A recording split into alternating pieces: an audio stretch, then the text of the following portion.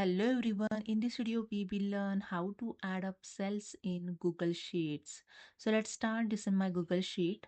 So I simply write here some number. Okay, so this both cell I'm going to add up.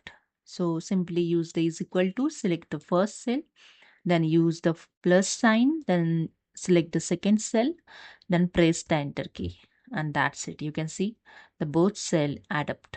Okay, I remove this and again I add a number here. Okay, now select the cell and use the is equal to, then use the sum function. So sum, write the sum, then use the open bracket. Okay, and you can drag with the mouse and select the cells. Okay, then after the selection all cell, use the bracket closed and enter key.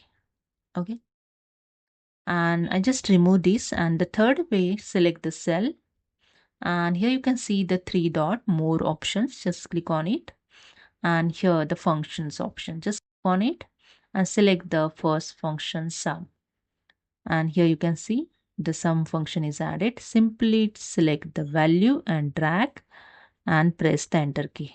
That's it. Okay, so this is a way you can add up a cell in Google Sheets. So hope you understood. If you like, please subscribe.